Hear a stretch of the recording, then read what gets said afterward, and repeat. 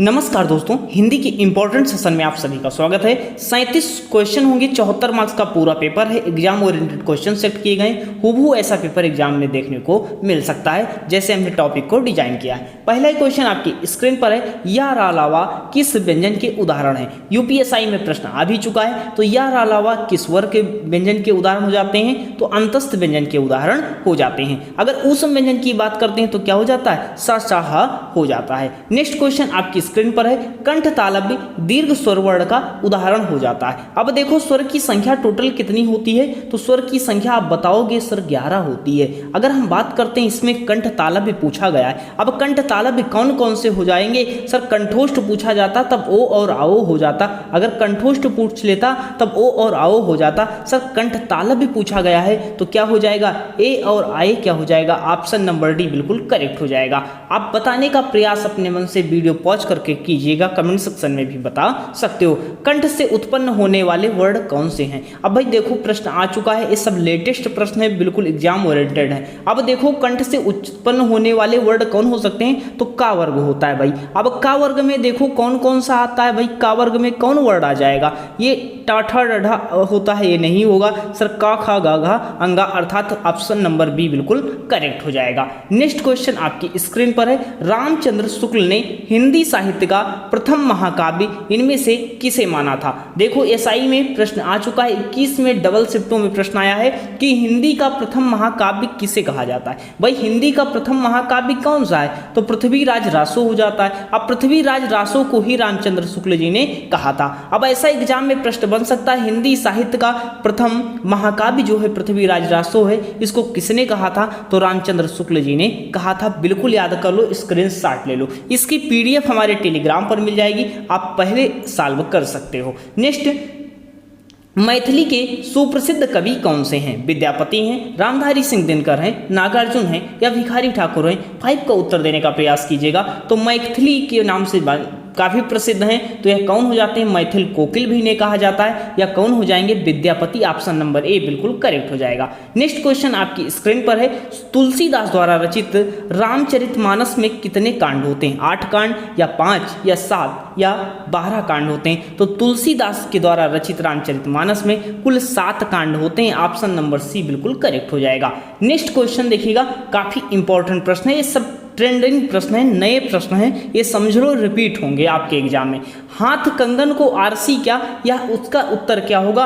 हाथ में कंगन पहनने के लिए आरसी की आवश्यकता नहीं है। हाथ में कंगन तो आरसी का क्या काम है, हाथ को आरसी नहीं कंगन चाहिए। प्रत्यक्ष के लिए दूसरे के प्रमाण की आवश्यकता नहीं है। अब देखो भाई क्या होगा, हाथ कंगन को आरसी क्या, तो प्रत्यक्ष के लिए दूसरे प्रमाण की आवश्यकता नहीं है। एक बार पूरी क्लास देख लो, फिर डिसाइड करना क्लास दोबारा देखनी या नहीं देखनी है। चैनल सब्सक्राइब कर लेना अगर सारी बातें बिल्कुल आसानी से समझ में आ रही हूँ। ऐसा नहीं कि टाइम ज़्यादा ले रहे हैं, कम क्वेश्चन, बिल्कुल आपको एग्जाम ओरिएंटेड जैसा कम समय हो उस मुताबिक हम प्रश्न आपको करवा रहे हैं। रोजाना 8 बजे कंटिन्यू जुड़ें जरूर, कंटिन्यू जुड़ें और सभी साथियों के साथ शेयर भी करें। हथियार डाल लेना, मुहावरे का सही अर्थ आपको बताना है क्या होगा, मात्र कल्पना करते रहना। हथियार गिरा देना या हथियार उठा लेना या हार मान लेना। तो हथियार डाल देने का अर्थ क्या होगा साथियों, तो हार मान लेना। ऑप्शन नंबर डी बिल्कुल करेक्ट हो जाएगा। नेक्स्ट क्वेश्चन आपकी स्क्रीन पर है, एक तो नौकरी गई और पैसों से भरा बैग चोरी हो गया, इसके लिए मुहावरा कौन सा अच्छा होगा बताओ। एक नौकरी चली गई और पैसों से भरा बैग भी चोरी हो गया। अब बताओ दोनों काम घटित हो गए। आपने सुना होगा कभी घना कभी मुट्ठी चना, नहीं सुना है, नहीं सुना। भाई देखो कुछ चीज़ें पेपर जो आपको मिलेगा पढ़ा देखा सुना मिलेगा।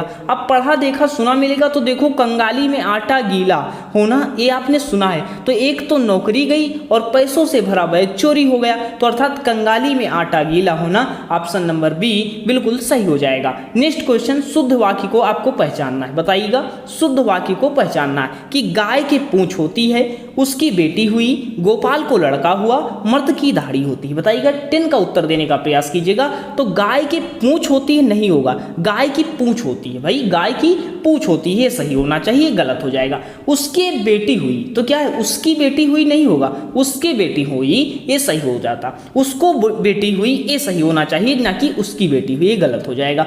गोपाल को लड़का हुआ, भाई ऐसे कहोगे गोपाल को लड़का हुआ, गोपाल के लड़का हुआ, तो ये गलत हो जाएगा। अब सही कौन सा हो जाएगा, मर्द की दाढ़ी होती, ऑप्शन नंबर डी शुद्ध वाक्य आपका हो जाता है। नेक्स्ट क्वेश्चन देखिएगा, आपकी स्क्रीन पर है कि निम्नलिखित में से 4 विकल्पों में से उस सही विकल्प का चयन करें जो वाक्यांशों के एक शब्द को विकल्प हो। अब बताओ, फल फूल मांस सब कुछ खाने वाले के लिए एक शब्द क्या होगा। अब देखो भाई, जो फल सब्जी केवल खाता है, ऐसा नहीं मांस खाता हो, तो उसके लिए क्या होता है, शाकाहारी होता है। मांस खाने वाले के लिए क्या होता है, मांसाहारी हो जाता है। अगर बात करते हैं वन में विचरण करने वाले के, वनचर हो जाता है। जबकि फल फूल मांस सब कुछ खाने वाले के लिए क्या हो जाएगा भाई, ये सर्वाहारी हो जाता है। क्या हो जाएगा, ऑप्शन नंबर बी बिल्कुल करेक्ट हो जाएगा। नेक्स्ट क्वेश्चन देखिएगा, 100 वर्षों के समाहार को क्या कहते हैं, मिलेनियम कहेंगे, शताब्दी कहेंगे, सहस्त्रवादी कहेंगे, या 100 साल कहेंगे। तो 100 वर्षों के समाहार को क्या कहेंगे, शताब्दी कहेंगे, ऑप्शन नंबर बी बिल्कुल करेक्ट हो जाएगा। अगर शताब्दी की बात करते हैं, शताब्दी में बता दो समास कौन सा होता है। काफी अच्छा क्वेश्चन हमने पूछा है, कल भी एक प्रश्न पूछा था, कमेंट में जरूर रिप्लाई देना, शेयर भी कर देना साथियों के पास। प्रत्याशा में उपसर्ग क्या होता है, उपसर्ग क्या होता है भाई, उपसर्ग क्या होता है, शब्द के पहले लग करके अर्थ बदल देते हैं। उपसर्ग का अर्थ ही क्या होता है भाई, देखो इसमें क्या है, प्रतिधन आशा, एक शब्द था आशा, उसमें क्या लग गया, प्रति लग गया, तो प्रतिधन आशा हो गया। तो उस उपसर्ग कौन सा है, प्रति हो जाएगा, ऑप्शन नंबर सी बिल्कुल करेक्ट हो जाएगा।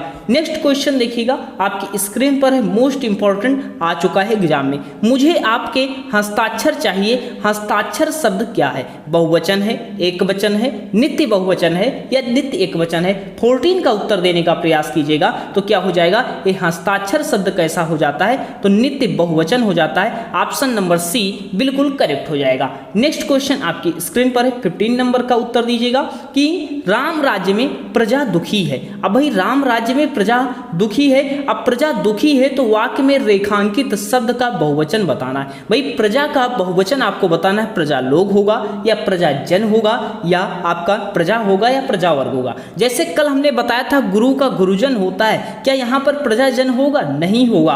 अब यहाँ पर क्या हो जाएगा, तो प्रजा का जो होगा प्रजा ही हो जाएगा, बहुवचन, ऑप्शन नंबर सी बिल्कुल करेक्ट हो जाएगा। ऐसे प्रश्न याद रखना जो स्वयं के स्वयं में ही होते हैं, ऐसा नहीं कि उसमें जन लगा दो तो आपका गलत हो जाएगा। अब देखो इस विराम चिन्ह को पूछा गया, आप कहोगे इतना सर आसान प्रश्न पूछा गया, बिल्कुल पूछा गया, देख लो हम इसलिए लेकर के आए कि भी कब पूछा गया है। अब देखो काफ़ी ये सारी चीज़ें बिल्कुल कलेक्ट करने में कैसे प्रश्न आपके एग्जाम में आए तो बिल्कुल देख लो। तो किस विराम चिन्ह का प्रयोग हुआ है भाई, ये पूर्ण विराम है, नहीं है, अल्प विराम है, नहीं है, योजक चिन्ह है, नहीं है, भाई क्या हो जाता है, प्रश्नवाचक हो जाता है। एक जो जितने चिन्ह होते हैं इनसे प्रश्न आपसे पूछा जाएगा। नेक्स्ट बात करते हैं, क्या हो जाएगा, शब्दवर्तनी शुद्ध है। अब शब्दवर्तनी कौन सी शुद्ध है, वाल्मीकि होता है या वाल्मीकि होता है या वाल्मीकि होता है या वाल्मीकि होता है, बताइएगा इसमें शुद्ध वर्तनी आपकी कौन सी हो जाएगी। आपने सुना होगा वाल्मीकि, तो वाल्मीकि यहाँ पर कौन सा सही हो जाएगा, तो ऑप्शन नंबर ए आपका बिल्कुल वाल्मीकि होता है,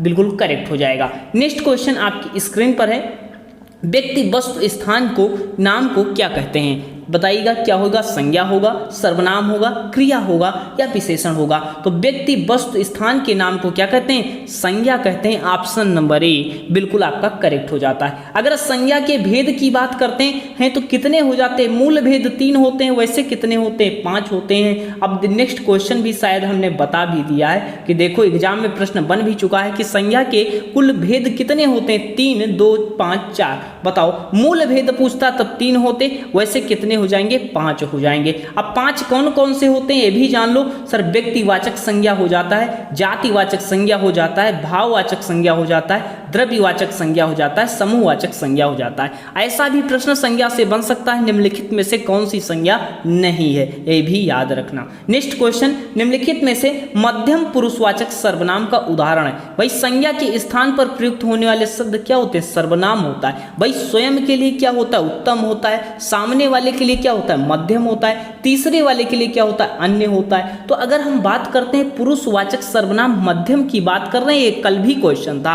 अब देखो तू तुम के लिए क्या होता है भाई, सामने वाले के लिए क्या होता है, मध्यम पुरुष होता है। तो ऑप्शन नंबर बी बिल्कुल करेक्ट हो जाएगा। यूपीएसआई में भी प्रश्न आ चुका है और कल भी हम प्रश्न जब करवा रहे थे टेस्ट में तो ये प्लेलिस्ट हम बना देंगे, अभी 2 क्लास हुई देख डालना। अब देखो यहाँ पर ये प्रश्न कल भी पूछा गया था, आज भी पूछा गया है, प्रीवियस ईयर का प्रश्न था जो डायरेक्ट आपके एग्जाम में रिपीट हुआ है। शीला अपने कपड़े स्वयं धोती है, इस वाक्य में स्वयं कौन सा सर्वनाम है। भाई स्वयं की बात आ जाए तो क्या होगा, संबंध होगा नहीं होगा, निश्चय होगा नहीं होगा, पुरुष होगा नहीं होगा, निजवाचक होगा। अगर कहीं भी स्वयं लग जाए कि भाई शीला स्वयं बाजार जाती है, शीला अपने कपड़े स्वयं धोती है, शीला अपनी रोटी स्वयं बनाती है, भाई स्वयं की बात आ जाए या काम कर रहा तो निजवाचक सर्वनाम आपका हो जाएगा। नेक्स्ट क्वेश्चन देखिएगा, रात काली अंधेरी है, विशेष शब्द बताना है। रात होगा, काली होगा, अंधेरी होगा या कोई नहीं होगा। भाई विशेषता किसकी बताई जा रही है, काली है अंधेरी है, भाई किसकी विशेषता बता रहे हो, जिसकी विशेषता बताओगे वही तो विशेष से होगा। तो रात की विशेषता बताई जा रही है तो विशेष से कौन हो जाएगा, ऑप्शन नंबर ए बिल्कुल करेक्ट हो जाएगा। नेक्स्ट क्वेश्चन देखिएगा आपकी स्क्रीन पर है, राम सेब खाता है, इस वाक्य में क्रिया किस प्रकार की पूर्वकालिक क्रिया है, सकर्मक क्रिया है, अकर्मक क्रिया है या अनेकार्थी क्रिया है। देखो प्रश्न आ चुका है। अब भाई क्या खाता है, सेब खाता है, भाई क्या है, कर्म मिल गया तो क्या हो जाएगा, सकर्मक क्रिया हो जाएगा। ऑप्शन नंबर बी आपका बिल्कुल करेक्ट हो जाएगा। नेक्स्ट क्वेश्चन आपकी स्क्रीन पर है, बताने का प्रयास कीजिएगा क्या हो जाएगा। क्रिया की विशेषता भी इसमें बताना। भाई देखो वाक्य अच्छा है, अब देखो वाक्य अच्छा, वाक्य में अच्छा क्या है, तो अब देखो रमेश अच्छा गाता है, विशेषता किसकी बता रहा है, क्रिया की विशेषता बता रहा है। तो जब क्रिया की विशेषता बताएगा तो क्या होगा, क्रिया विशेषण हो जाएगा। क्या हो जाएगा, क्रिया विशेषण हो जाएगा। ऑप्शन नंबर ए बिल्कुल करेक्ट हो जाएगा। नेक्स्ट क्वेश्चन आपकी स्क्रीन पर है, निम्नलिखित में से कौन सा स्त्रीलिंग नहीं है। अब देखो स्त्रीलिंग नहीं अर्थात कहने का तात्पर्य क्या, ऐसे शब्द जब पूछे जाएंगे पेपर में तो सबसे पहले अंडरलाइन कर लो कि नहीं पूछा गया। अब नहीं पूछा गया, भाई नदी क्या होता है, स्त्रीलिंग होता है, ये तो पता है सभी को। हवा लगी क्या होता है, स्त्रीलिंग होता है। सजा हुई क्या होता है, स्त्रीलिंग होता है। लेकिन पराठा क्या कहते, तो अच्छा बना, अच्छा बना है, तो पराठा क्या होता है, पराठा आपका पुल्लिंग होता है, या क्या होता है, स्त्रीलिंग नहीं होता है। नेक्स्ट क्वेश्चन आपकी स्क्रीन पर है, बिल्ली शब्द का पुल्लिंग बताना है। बिल्ली शब्द का पुल्लिंग क्या होगा, बिल्ला होगा, बिलाओ होगा, बिलाओ होगा या बिल्लो होगा। देखो ये 2017 में यूपीएसआई में रिपीट भी हुआ है और आपके एग्जाम में भी आ सकता है। तो बिल्ली का पुल्लिंग क्या हो जाएगा, बिलाओ हो जाएगा। ऑप्शन नंबर बी बिल्कुल करेक्ट हो जाएगा। नेक्स्ट क्वेश्चन आपकी स्क्रीन पर है, बताइएगा हम चूड़ियां पहन रहे हैं। भाई हम चूड़ियां पहन रहे हैं किस काल की हैं, बताओ, पूर्ण वर्तमान की हैं, अपूर्ण वर्तमान की हैं या संदिग्ध वर्तमान की या सामान्य वर्तमान की। 27 का उत्तर क्या हो जाएगा। भाई अगर काम शुरू हो गया और काम चल रहा हो तो कौन सा काल होगा, बताओ। अब काम शुरू हो गया और काम चल रहा है, भाई कौन सा होगा, ये तो पता है वर्तमान है, लेकिन अपूर्ण वर्तमान है। ऑप्शन नंबर बी बिल्कुल करेक्ट हो गया। नेक्स्ट क्वेश्चन देखिएगा, वर्तमान काल की पहचान क्या होती है बताइएगा। यूपीएसआई में 2021 के पेपर में आ चुका है। भाई कार्य का होना होता है, कार्य होने की संभावना होती है, कार्य हो चुका है या कार्य चल रहा है, अर्थात वर्तमान काल की पहचान कीजिए। इसमें क्या होता है, तो वर्तमान काल क्या होता है, भाई कार्य चल रहा होता है। ऑप्शन नंबर डी आपका बिल्कुल करेक्ट हो जाता है। नेक्स्ट क्वेश्चन देखिएगा, निम्नलिखित में से कारक चिन्ह की दृष्टि से कौन सा युग्म असंगत है, गलत आपको बताना है। भाई कारक के कौन गलत है, जैसे कर्म की विभक्ति क्या होती, को होता है, करण की विभक्ति क्या होती, से होता है। अगर बात करते हैं अपादान से क्या होता है, अलग होने का भाव होता है, अधिकरण में पर होता है। ऑप्शन नंबर सी क्या हो जाएगा, असंगत हो जाएगा, बिल्कुल गलत हो जाएगा, तो अधिकरण में पर होता है। नेक्स्ट क्वेश्चन आपकी स्क्रीन पर है, परसर्ग में वे सहायक होते हैं। भाई कारक कहो या परसर्ग कहो एक ही बात होता है। अब देखो शब्दों के बीच संबंध स्थापित करते हैं या शब्दों के मध्य में आते हैं या शब्दों के प्रारंभ में आते हैं या विसर्ग से मिलते जुलते हैं। तो 30 का उत्तर देने का प्रयास कीजिएगा। परसर्ग क्या होते हैं, भाई कारक क्या होते हैं, तो शब्दों के बीच क्या करते हैं, संबंध को स्थापित करते हैं। ऑप्शन नंबर ए बिल्कुल करेक्ट हो जाएगा। नेक्स्ट क्वेश्चन देखिएगा, तद्भव शब्द बताना है। भाई तत्सम शब्द क्या होता है, कठिन शब्द होता है और संस्कृत का शब्द होता है, और तद्भव क्या होता है, भाई वो हिंदी रूपांतरण हो जाता है, सरल शब्द होता है। भाई गोधूम का तद्भव क्या होगा, तो गोधूम का तद्भव क्या होगा, गेहूं हो जाता है। ऑप्शन नंबर सी बिल्कुल करेक्ट हो जाता है। देखो अभी हाल ही में प्रश्न पूछे गए, ये सब नए प्रश्न है। अब देखो काफी अच्छा प्रश्न हमने लिया है, जो नया प्रश्न है और एग्जाम में देखने को मिल सकता है। जब कठिन एग्जाम होगा थोड़ा मॉडरेट से अधिक लेवल का प्रश्न पूछा जाएगा, डिफिकल्ट लेवल का। अब देखो तत्सम शब्द बताना। भाई हम टेस्ट पेपर में अपने बताए, मॉक टेस्ट में बताएं कि तत्सम क्या होगा। कठिन शब्द देख लो, जो आपको कठिन लग जाए वो वही तत्सम है, भाई तत्सम है। अब देखो तिनका, गृहिणी, धरती या दाहिना, इसमें सबसे कठिन शब्द आपको कौन सा लग रहा है? सर गृहिणी लग रहा है, बस आंख बंद करके लगा दो, सही हो जाएगा। अगर हम बात करते हैं सर इसमें क्या, चारों देख लेते हैं। तिनका तो क्या था, देखो अभी हमने बताया गृहिणी जो था आपका क्या था, तत्सम था। अगर गृहिणी की बात करते हैं तद्भव क्या हो जाता है, घरनी हो जाता है। गृहिणी का तद्भव क्या होता है, घरनी होता है। अगर धरती की बात करते हैं, धरित्री तत्सम होता है, धरती क्या होता है, तद्भव होता है। दक्षिण क्या होता है, तत्सम होता है, जबकि दाहिना क्या होता है, दाहिना आपका तद्भव हो जाता है। तृण क्या होता है, तत्सम होता है, जबकि तिनका क्या होता है, तद्भव होता है। ये चारों का उत्तर जो एक्सप्लेनेशन है ये हो जाता है। नेक्स्ट अगर हम बात करते हैं कौन सा शब्द क्षेत्र का अर्थ नहीं। अब बताओ, ये काफी अच्छा प्रश्न बन जा रहा है कि क्षेत्र का अर्थ कौन सा नहीं, तीर्थ है, वीर है, या शरीर है, या प्रकृति है। 33 मोस्ट इंपॉर्टेंट क्वेश्चन आपके लिए बन जा रहा है। बताओ क्या होगा। सर क्षेत्र का प्रयोग नहीं है तो तीर्थ भी होता है, शरीर भी होता है, प्रकृति भी होता है, जबकि क्षेत्र का अर्थ नहीं होगा। क्या नहीं होगा, वीर नहीं होगा। ऑप्शन नंबर बी बिल्कुल करेक्ट हो जाएगा। नेक्स्ट देखो, काफी आप अधिकांश अभ्यर्थी इस प्रश्न को गलत करेंगे। अब दारू का अर्थ क्या होता है? भाई शराब होगा, स्त्री होगा, पर्वत होगा, या लकड़ी होगा। अगर यही दारू लिखा होता, दारू लिखा होता तब क्या हो जाता, बड़ा ऊ की मात्रा यहाँ पर लगी होती तब शराब हो जाता।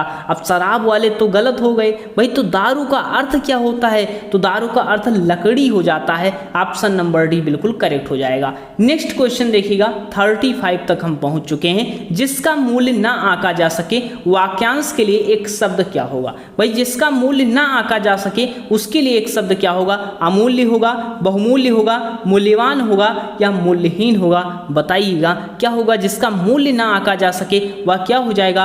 अमूल्य हो जाएगा। ऑप्शन नंबर ए बिल्कुल करेक्ट हो जाएगा। नेक्स्ट क्वेश्चन देखिएगा, संधि की बात करते हैं।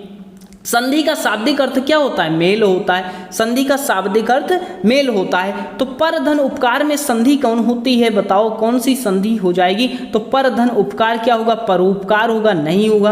परोपकार होगा, नहीं होगा। परोपकार नहीं होगा, परोपकार हो जाएगा। अगर हम बात करते हैं परोपकार हो जाता है तो इसमें कौन सी संधि हो जाती है? तो गुण स्वर संधि होती है। अगर पूछे संधि कौन सी, तो गुण संधि, और पूछे इसमें भी कौन सी, तो स्वर संधि में कौन सी, गुण स्वर संधि हो जाती है। नेक्स्ट क्वेश्चन देखिएगा, काफी अच्छा लास्ट क्वेश्चन हमने लिया है। नया प्रश्न है कि बताओ इसमें कौन सा अशुद्ध है।